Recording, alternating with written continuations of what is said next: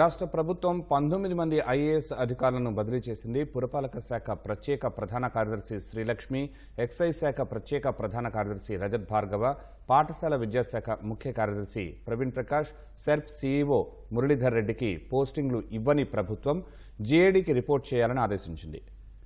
మిగిలిన అధికారులను వివిధ విభాగాలకు బదిలీ చేసింది. మరిన్ని వివరాలు మా ప్రతినిధి ధనంజయ్ అడిగి తెలుసుకుందాం. ధనంజయ్, ఐఏఎస్ అధికారుల బదిలీల వివరాలు ఏంటి? కొందరు సీనియర్ అధికారులకు పోస్టింగ్లు ఇవ్వకపోవడానికి కారణం ఏంటి? వీరంతా కూడా గత వైసీపీ ప్రభుత్వానికి అంటగాగరన్న ఆరోపణలకు సంబంధించి వీరందరినీ కూడా జీఐటీకి అటాచ్ చేస్తూ రాష్ట్ర ప్రభుత్వం ఉత్తర్వులు జారీ చేసింది. మొత్తం 4 అధికారులను జీఐటీకి అటాచ్ చేస్తూ ఉత్తర్వులు జారీ చేశారు. మొత్తం 19 మంది ఐఏఎస్ అధికారులను పురపాలక శాఖ ప్రత్యేక ప్రధాన కార్యదర్శిగా పనిచేస్తున్నటువంటి శ్రీలక్ష్మిని సాధారణ పరిపాలన శాఖకు అటాచ్ చేశారు. అలాగే ఎక్సైజ్ శాఖ ప్రత్యేక ప్రధాన కార్యదర్శిగా ఉన్నటువంటి రజత్ భార్గవ్ కూడా జీఐడీకి అటాచ్ చేశారు. అలాగే సెర్ప్ సీఈఓ మురళీధర్ రెడ్డిని కూడా జీఐటీకి అటాచ్ చేస్తూ రాష్ట్ర ప్రభుత్వం ఉత్తర్వులు జారీ చేసింది. అయితే జలవనరుల శాఖ ప్రత్యేక ప్రధాన కార్యదర్శిగా మాత్రం సాయి ప్రసాద్ ను నియమించారు. పంచాయతీరాజ్ గ్రామీణాభివృద్ధి శాఖ ముఖ్య కార్యదర్శిగా శశిభూషణ్ కుమార్ ను నియమిస్తూ ప్రభుత్వం ఉత్తర్వులు ఇచ్చింది. అలాగే వ్యవసాయ శాఖ ప్రత్యేక ప్రధాన కార్యదర్శిగా బూడితి రాజశేఖర్ ను సీనియర్ అధికారిగా ఉన్నటువంటి బూడితి రాజశేఖర్ ను నియమించారు. ఇక కార్మిక శాఖ ప్రత్యేక ప్రధాన కార్యదర్శిగా గోపాలకృష్ణ ద్వివేదికి పోస్టింగ్ ఇచ్చింది రాష్ట్ర ప్రభుత్వం.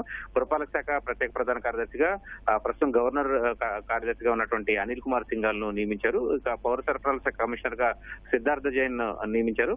అయితే సిద్ధార్థ జైన్ ప్రస్తుత కమిషనర్ గా ఉన్నటువంటి అరుణ్ కుమార్ ఉద్యోగ విరమణ చేసేంత వరకు కూడా తదుపరి బాధ్యతల్లో చేపడతారని చెప్పి కూడా రాష్ట్ర ప్రభుత్వం తన ఉత్తర్వుల్లో పేర్కొంది. ఇక ఉన్నత విద్యాశాఖ కార్యదర్శిగా సౌరభ్ గౌర్ ను రాష్ట్ర ప్రభుత్వం నియమించింది. ఇక నైపుణ్యాభివృద్ధి శాఖ ముఖ్య కార్యదర్శిగా కూడా సౌరభ్ గారికి అదనపు బాధ్యతలు అప్పగిస్తూ ఉత్తర్వులు జారీ చేశారు.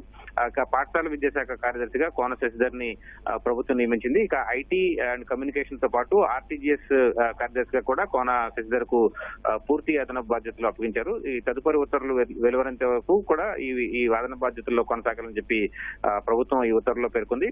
ఉద్యాన మత్స్యశాఖ సహకార విభాగాల కార్యదర్శిగా బాబు ఏను నియమిస్తూ ప్రభుత్వం ఉత్తర్వులు జారీ చేసింది. అలాగే కీలకమైనటువంటి రాజధాని అమరావతి ప్రాంతానికి సంబంధించి ఏపీ సిఆర్డీఏ కమిషనర్ గా కాటర్నేని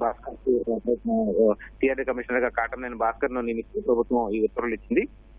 అలాగే ముఖ్యమంత్రి కార్యదర్శిగా ముఖ్యమంత్రి కార్యాలయంలో ప్రద్యుమ్ను నియమిస్తూ ఈ ప్రభుత్వం ఉత్తర్వులు ఇచ్చింది. ఆర్థిక శాఖలోని వ్యయ విభాగం కార్యదర్శిగా ఎం జానకి పోస్టింగ్ ఇచ్చారు. ప్రస్తుతం ఆమె వెయిటింగ్ లో ఉన్నారు. ఇక పశుసంవర్ధక శాఖ కార్యదర్శిగా ఎంఎం నాయక్ ను నియమిస్తూ ప్రభుత్వం ఉత్తర్వులు ఇచ్చింది. గనుల శాఖ కమిషనర్ గాను డైరెక్టర్ గాను తిరుపతి కలెక్టర్ గా ఉన్నటువంటి ప్రవీణ్ కుమార్ కు పోస్టింగ్ ఇచ్చారు.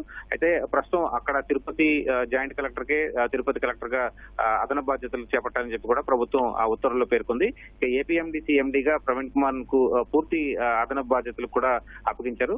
అలాగే వీరందరికీ మురళీధర్ రెడ్డితో పాటు శ్రీలక్ష్మి, రజత్ భార్గవ, ప్రవీణ్ ప్రకాష్ మాత్రం జీఏడీకి రిపోర్ట్ చేయాలని చెప్పి ఈ ప్రభుత్వం ఉత్తర్వులు జారీ చేసింది. ఇక ఆర్థిక శాఖ కార్యదర్శిగా వాడ్రేవు వినయ్ చంద్ నియమిస్తూ ప్రభుత్వం ఉత్తర్వులు ఇచ్చింది. ధన్యవాదాలు ధనంజయ్.